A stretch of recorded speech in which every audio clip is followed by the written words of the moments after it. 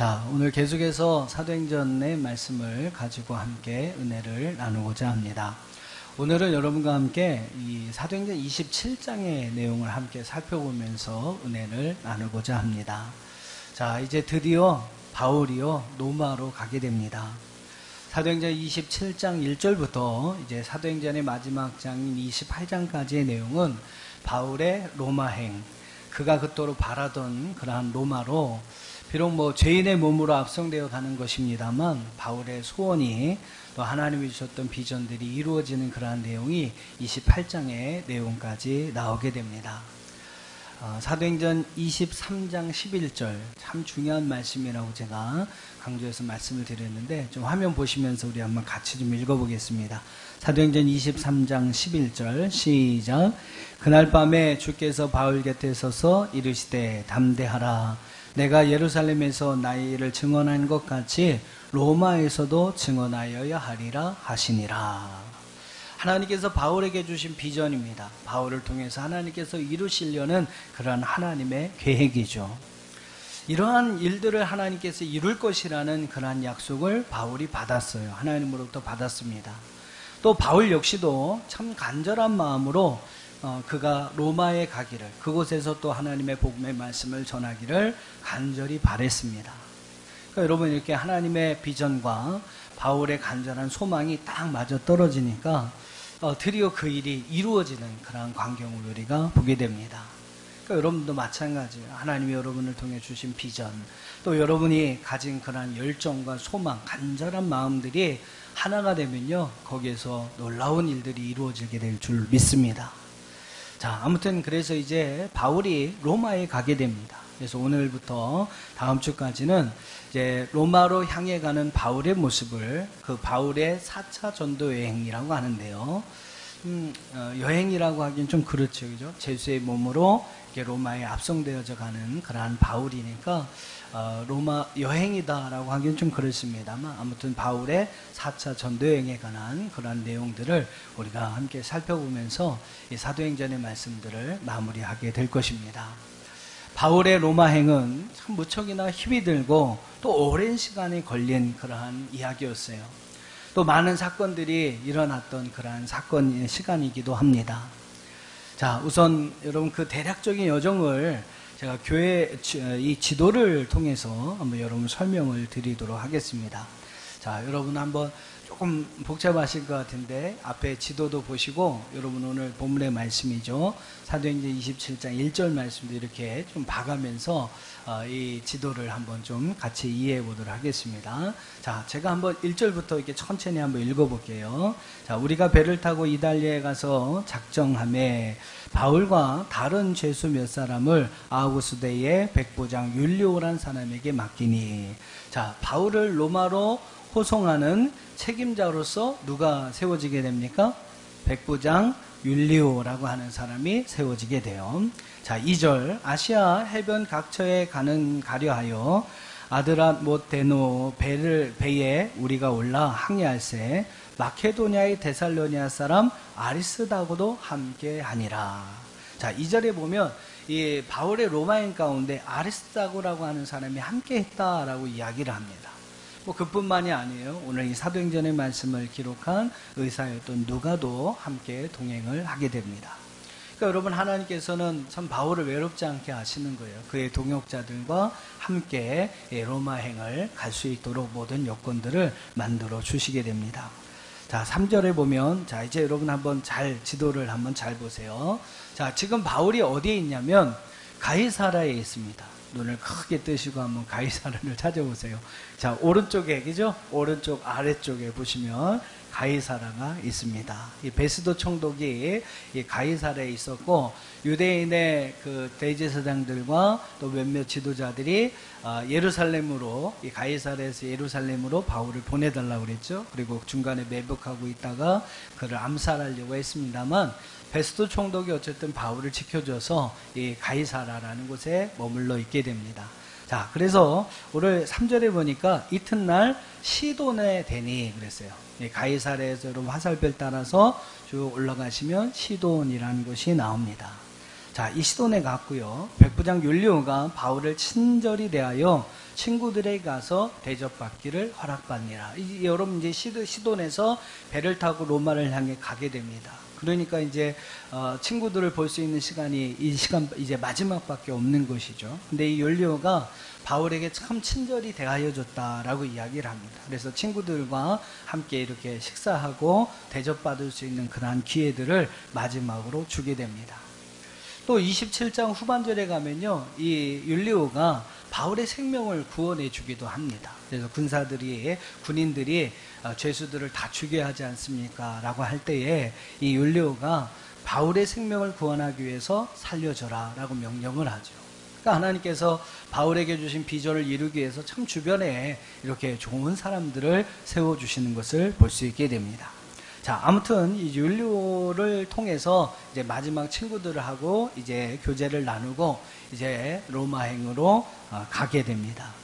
이제 배를 타고 가게 돼요. 그래서 4절에 보니까 우리가 떠나가다가 맞바람을 피하여 구브로, 여러분 지도에 보시면 키프로스라고 하는 섬이 있는데요. 그 해안을 의지하여 이렇게 항해합니다. 그래서 어디 지역을 들려가요? 길리기아, 밤벨리아. 예, 화살표 이렇게 쭉 찾아보면 나오죠. 그래서 길리기아와 밤벨리아를 바다를 쭉 건너가서 루기아의 무라시라는 곳에 이르게 됩니다. 무라, 여러분 찾으셨습니까? 화살표로 이렇게 따라가시면 무라라는 곳이 나오죠. 그리고 이 무라시에서 바로 이탈리아로 가는 배를 갈아타게 돼요. 예, 그래서 이탈리아를 향해 가는 알렉산드리아 배를 만나서 그 배를 갈아타게 됩니다. 자, 그 다음에 이제 7절에 보니까 배가 더디가 여러 날 만에 간신히 리도 맞은편에 이르러, 리도라는 곳에 이제 여러분 그 옆에 이렇게 따라가시면 이제 리도라는 지명은 없습니다만 거기 이제 미향, 라세스라는 지점이 있을 거예요. 자, 살모네 앞을 지나가서 그레데 해안을 바람맞이로 향하여서 간신히 연안을 지나 미항이라는 곳에 이르게 됩니다. 이게 이제 8절까지 여러분이 함께 읽으신 내용이에요. 자, 어디까지 오셨는지 찾으셨죠? 살모네를 이렇게 지나서 미항, 라세아시에서 가까운 미항이라는 곳에 도착하게 됩니다. 자, 이 미항에서 배를 이제 됐습니다. 그까지만 일단 보시고요.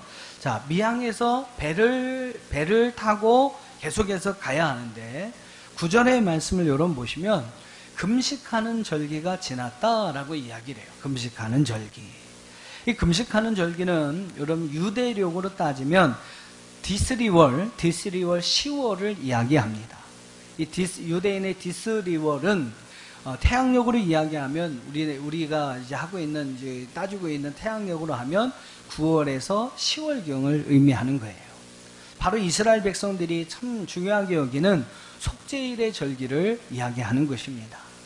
1년에 한 번 이스라엘 백성들은 대제사장이 온 백성의 죄를 사하기 위해서 지성소에 들어가서 속죄의식을 행하게 됩니다.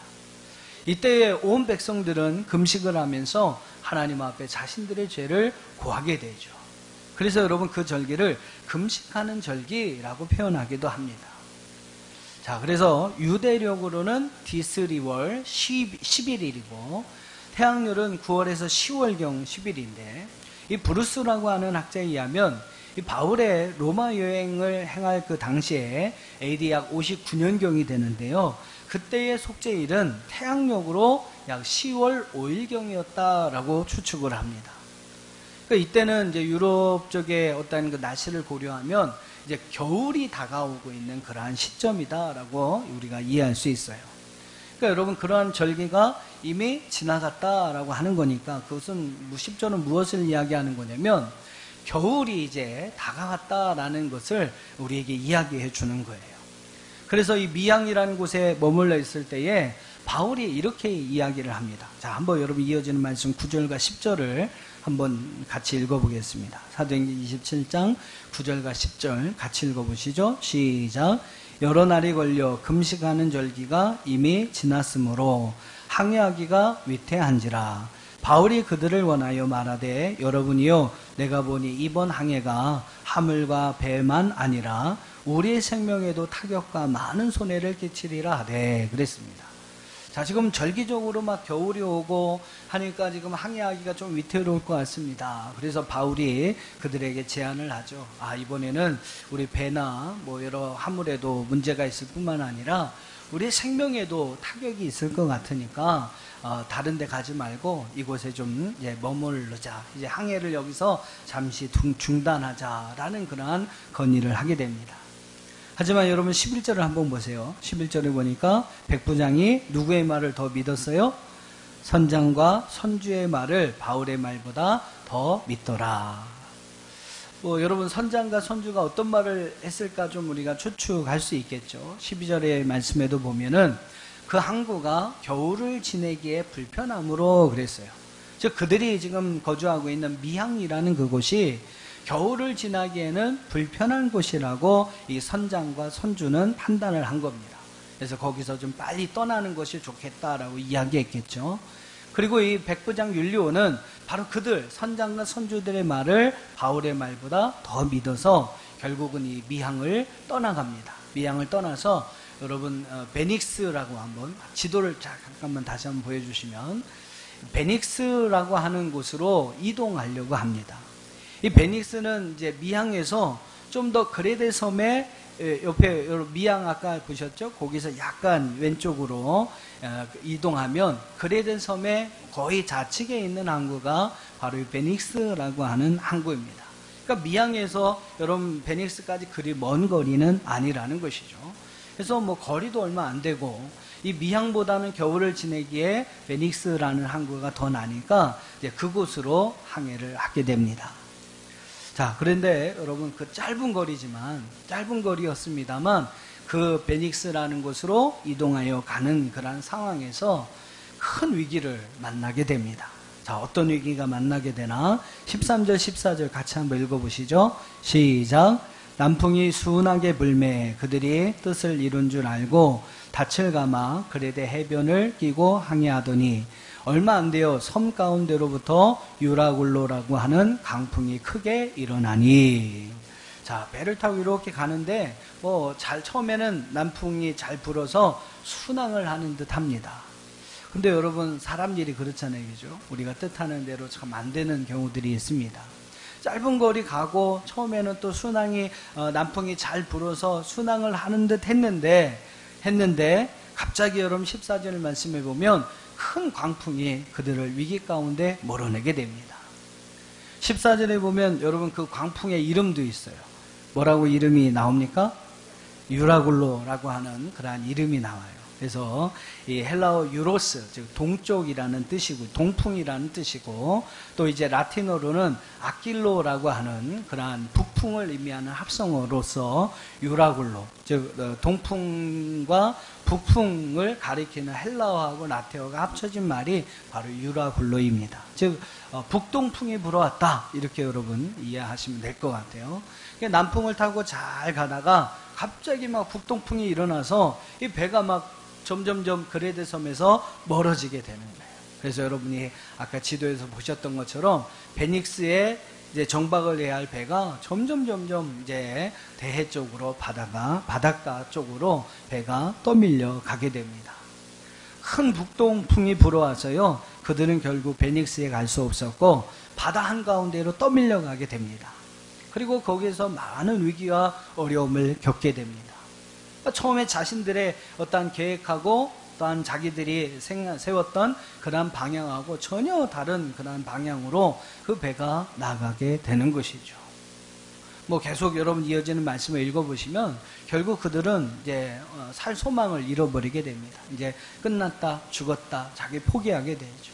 곡물도 다 버리고 배의 안전을 담보하는 여러 기구들도 그들은 다 버리면서 이제 살 소망이 끊어지게 되는 그런 모습들도 그들 가운데 보게 됩니다.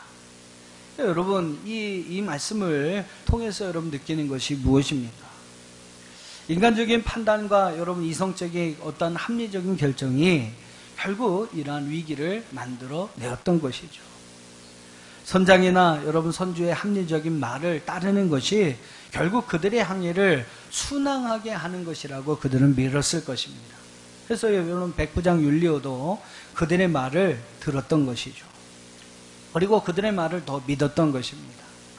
하지만 여러분 이러한 이성적이고 합리적인 그러한 판단의 결과가 결국 어떻게 되었습니까? 결국 그들이 원하는 대로 되지 않았다는 거예요. 유라굴로라고 하는 강풍을 만나서 모든 것을 포기해야 하는 그러한 지경에 이르게 되었던 것입니다.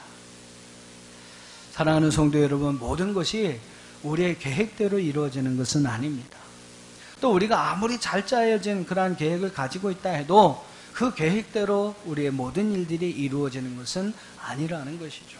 우리는 그 사실을 분명히 알아야 합니다. 우리가 어떠한 계획을 잘하고 또 그 계획대로 그 모든 일들을 잘 진행한다 할지라도 거기에는 여러분 반드시 하나님의 도움이 필요하다는 것을 우리는 기억해야 될 것입니다. 뭐 어떤 이제 계획을 잘하고 진행을 잘하면 모든 일들이 다 잘 될 것 같죠. 근데 여러분 아니잖아요. 아니더라는 것입니다. 우리는 그 뒷면에서 반드시 하나님의 도움을 구하는 이러한 삶, 이러한 우리의 과정들이 필요하다는 사실을 분명히 깨달아야 할 것입니다. 우리가 여러분 아무리 그 길을 계획한다 할지라도 결국 그 걸음을 인도하시는 분은 여호와 하나님이시라고 하셨어요. 우리가 여러분 늘 그렇기 때문에 우리는 늘 하나님의 도움을 구하면서 우리의 계획을 실행으로 옮겨가야 한다는 겁니다. 우리가 여러분 해야 할 노력은 최선을 다해서 다 하고요. 하나님께 기도하면서 그분의 인도하심을 구하는 것이 바로 오늘 우리 인간이 해야 할 일이라는 것입니다. 하지만 여러분 많은 사람들이 어떻습니까? 자기들의 계획과 또한 그 모든 일을 진행하는 그 모든 일을 위해서는 열심을 다하고 최선을 다하지만 하나님의 도움을 구하지 않더라는 것이죠. 결국 여러분 그래서 그들의 모든 계획한 것들이 숲으로 돌아가는 경우들이 있더라라는 겁니다. 백부장의 선택은 이성적으로 합리적으로 참 옳은 판단이었을 것입니다. 하지만 하나님의 도움을 구하거나 하나님을 의지하지 않는 실수가 그들에게 있었던 것이죠. 사랑하는 여러분, 어디로 가느냐가 중요한 것이 아닙니다. 그 길에 하나님이 함께 하시는가가 중요한 거예요. 하나님을 믿는 여러분 성도의 삶은 어디로 가야 할까, 어떻게 해야 할까가 중요한 것이 아닙니다. 그 속에 하나님이 함께 하시는가, 하나님이 기뻐하시는 그런 계획이 있고 정말 그 계획 가운데 우리 하나님께서 함께 하시는가가 중요한 줄로 믿습니다. 무엇을 어떻게 하여야 할까? 여러분 그것보다 더 중요한 것은 정말로 이 일이 하나님이 기뻐하시고 하나님이 원하시는 일인가? 또 일 가운데 이 일을 행하는 가운데 하나님이 함께 하시는가? 여러분 그것이 중요한 것임을 믿습니다. 바울의 말도 좀 한번 귀담아 듣고요. 함께 기도하면서 하나님의 뜻을 묻고 구하고 또한 그러면서 계획했다면, 하나님의 도움을 구하면서 계획했다면 아마 그들이 이제 소망하는 그 일대로 이 배가 잘 순항하는 그러한 일들을 경험했을 것입니다. 하지만 여러분 거기에 하나님의 도움을 구하는 그러한 일이 빠졌다라는 거죠. 사랑하는 성도 여러분, 무엇이든지 우리의 생각이 완벽하게 되었다고 해도 그 모든 일이 다 잘 이루어지는 것은 절대로 아니라는 겁니다. 여러분 우주에 로켓을 띄우는 과학자들을 한번 생각해 보세요. 뭐 아주 최고의 과학의 힘을 빌려서 정말로 그들이 조금의 아주 작은 오차도 없이 세밀하게 그 계획을 하면서 로켓을 발사를 합니다. 근데 여러분 어떻게 됩니까? 그런데 여러분 그렇게 완벽하게 계획을 짜고 하는데도 불구하고 한 10개 정도의 로켓을 쏘면요, 한 2-3개 정도만 그 지구의 궤도를 빠져나가서 진정 이렇게 필요한 그러한 뭐 위성이나 이러한 로켓으로 사용할 수 있게 된다라는 겁니다. 나머지 여러분 7-8개는요 결국 뭐 공중에서 산산조각 나고 만다는 겁니다. 사람이 여러분 이렇게 부족하고 연약한 존재라는 거죠. 아무리 여러분 과학의 힘을 빌리고 컴퓨터의 힘을 빌려도요, 그래도 한없이 모자라는 것이 바로 우리 인간이라는 겁니다. 그래서 여러분 하나님의 도움이 필요한 것입니다. 우리의 모자람을, 우리의 부족함을 채워줄 수 있는 유일하신 하나님, 바로 그분의 도움을 구해야 한다는 것이죠. 사랑하는 성도 여러분, 어떤 일을 행할 때에 반드시 여러분 기도로서 준비하시고 기도하면서 진행하면서 하나님의 도움을 구하는 저와 여러분이 될 수 있기를 주의 이름으로 축원합니다. 이것은 정말 우리같이 부족하고 모자란 인간이 마땅히 해야 할 일이라는 거예요. 절대 여러분 우리는 우리 홀로 모든 일을 행할 수 없습니다. 반드시 하나님의 도움이 필요합니다. 한번 따라해 보실까요? 하나님의 도움이 필요합니다. 예, 꼭 기억하셔서 하나님의 도움을 구하며 또 그 기도를 통해서 하나님의 인도함을 받는 저와 여러분의 삶이 되어줄 수 있기를 주님의 이름으로 축원합니다. 자, 계속해서 우리 한번 이 바울의 로마 행에 관한 이야기를 한번 살펴보겠습니다. 여러분 좀 이렇게 막 흥미진진하고 막 그러지 않으세요? 예, 뭐 잘 여러분 이렇게 성경을 잘 이렇게 상상하면서 좀 흥미롭게 이렇게 보시면 어떻게 보면 드라마보다 막 더 재밌는 요소들이 성경에 많이 있습니다. 자, 아무튼 한번 막 지금 이 성경 27장의 이야기들을 한번 여러분 머릿속에 지금 한번 그려보세요. 베닉스로 막 가려고 그랬는데 배가 유라굴라라는 큰 강풍을 만나서 어디로 가는지도 모르는 그 배가 막 지금 떠내려가고 있습니다. 자, 과연 유라굴라의 강풍 속에서 바울이 탄 그 배는 어떻게 되었을까? 자, 20절을 한번 읽어볼게요. 20절 시작. 여러 날 동안 해도 별도 보이지 아니하고 큰 강풍랑이 그대로 있음에 구원의 여망마저 없어졌더라. 좀 안타까운 모습이죠. 여러 날 동안 큰 풍랑 가운데 고통을 당하고 있는데 뭐 아무런 소망이 지금 보이지 않아요. 해도 보이지 않고 달도 보이지 않고 여전히 그냥 큰 풍랑 가운데 지금 거하여 있는 겁니다. 그 바울 배에 있는 모든 사람들에게 구원의 여망마저 없어졌다라고 이야기를 합니다. 배에 탄 사람들은 이제 다 포기한 거예요. 아, 이제 죽었구나. 근데 여러분 중요한 것은 그들 가운데 포기하지 않은 한 사람이 있었어요. 포기하지 않은 사람이 있었습니다. 그 누굴까요? 예, 바울이었습니다. 한번 보세요. 21절, 22절 같이 읽어봅시다. 시작. 여러 사람이 오래 먹지 못하였음에 바울이 가운데 서서 말하되 여러분이요 내 말을 듣고 그에 대해서 떠나지 아니하여 이 타격과 손상을 면하였더라면 좋을 뻔하였느니라. 내가 너희를 권하노니 이제는 안심하라.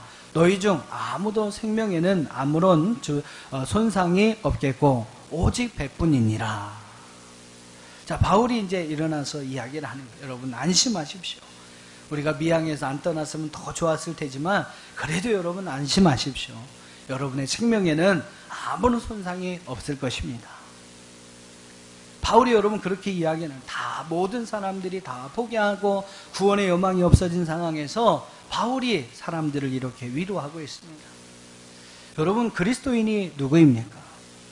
바울과 같이 여러분 모든 사람이 소망을 잃어버렸을 때 그 속에서 새로운 소망, 하나님이 주시는 소망을 선포할 수 있는 자가 바로 그리스도인입니다.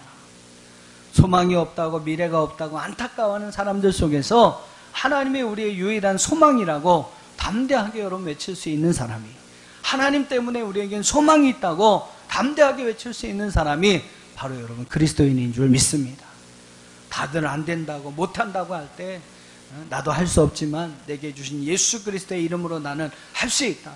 여러분 자신 있게 담대하게 말할 수 있는 사람, 바로 그 사람이 그리스도인인 줄 믿습니다. 오늘 이 자리에 계신 저와 여러분 모두가 그런 그리스도인들이 될 수 있기를 주의 이름으로 축원합니다. 바울이 여러분 그런 모습을 우리에게 보여주고 있잖아요. 자, 중요한 것은 바울이 이렇게 자신 있게 그들의 생명에는 아무 손상이 없을 거라고 이렇게 담대하게 자신 있게 말할 수 있는 이유가 무엇이었느냐라는 거예요. 바울에게 여러분 뭐가 있어서 그가 이렇게 담대하게 이야기할 수가 있었겠습니까? 자, 23절부터 한번 보세요. 23절부터 26절까지 중요한 말씀인데 같이 한번 읽어봅시다. 시작. 내가 속한 바 곧 내가 섬김은 하나님의 사자가 어젯밤에 내 곁에 서서 말하되 바울아 두려워하지 말라. 내가 가이사 앞에 서야 하겠고 또 하나님께서 너와 함께 항해하는 자를 다 내게 주셨다 하였으니 그러므로 여러분이여 안심하라. 나는 내게 말씀하신 그대로 되리라고 하나님을 믿노라. 그런즉 우리가 반드시 한 섬에 걸리니라 하더라. 여러분 다른 이유가 아니었어요. 막 그 풍랑이 그쳐서 여러분 이 바울이 그렇게 이야기한 게 아닙니다. 여전히 막 그 깜깜한 가운데 큰 풍랑이 들어닥칩니다. 뭐 가까운 섬이라고 보여서 여러분 그가 이런 소리 한 것이 아니라는 거예요.